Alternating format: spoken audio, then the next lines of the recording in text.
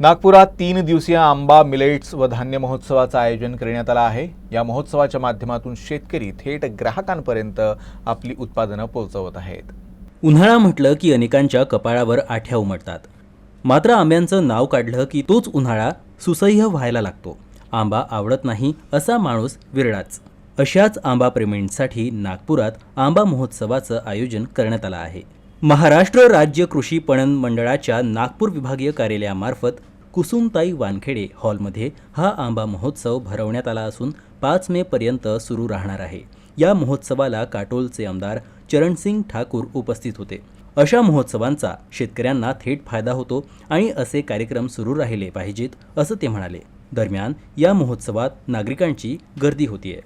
अतिशय आनंद आहे। शेतकऱ्याच्या मालाला जोपर्यंत अशा प्रकारच्या प्रदर्शनीच्या माध्यमातून त्याला वाव मिळणार नाही तोपर्यंत त्याच्या मालाला चांगल्या पद्धतीचा दाम मिळू शकत नाही।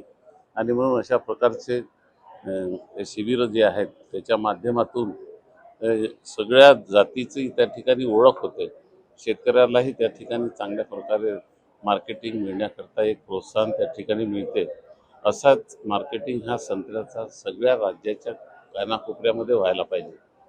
ते होत नाही ते आपलं दुर्दैव आहे, पण याकडे सरकारने लक्ष द्यावं अशीच एक विनंती। या महोत्सवाचा मुख्य उद्देश आहे की फार्मर्स टू कंझ्युमर म्हणजे कुठल्याही मध्यस्थाविना विक्री करायची।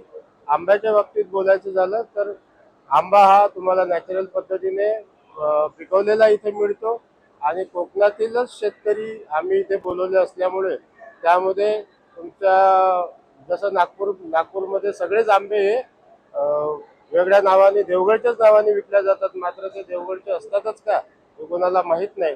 तर या सर्व गोष्टीवर मात करण्यासाठी आणि ग्राहकांची फसवणूक होऊ नये म्हणून आम्ही आंब्याचा पण वेगळा सेक्शन ठेवलेला आहे।